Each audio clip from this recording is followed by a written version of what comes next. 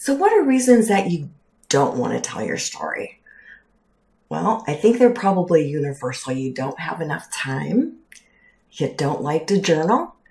You don't want to share negative things about your life. You spend too much time deciding what to put on a scrapbook page. Guilty of that. You don't have enough photos from your childhood or your growing up days, or the photos aren't great quality. You don't feel you have anything to say. You feel overwhelmed by the whole thought of just starting a project like this. And you feel paralyzed. You don't know where to start. That's where I come in, and that's where the My Story Project comes in. I'm going to give you some tips on how to save time, how to make time for this important part of your life. I'm going to give you tips on how to make time to make your storybook. If you can talk, you can journal. I'm going to give you some tips on how to do that.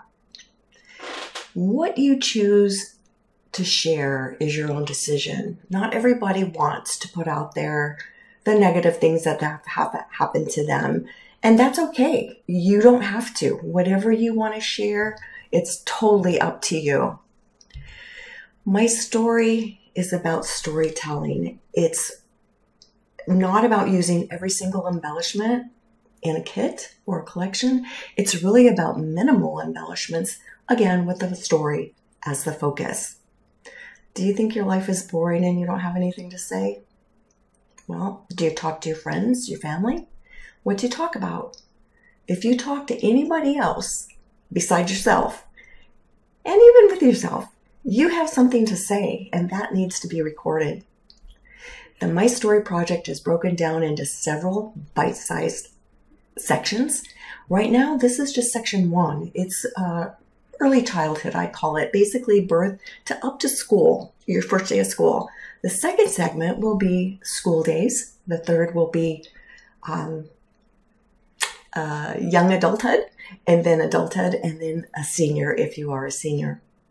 So these are bite-sized programs or segments. They're going to come out about every 2 months, so you don't feel overwhelmed and you can focus on just one at a time. You're going to be leaving a legacy with your stories, something that is going to live beyond you, beyond this moment. And it's really important to get it right.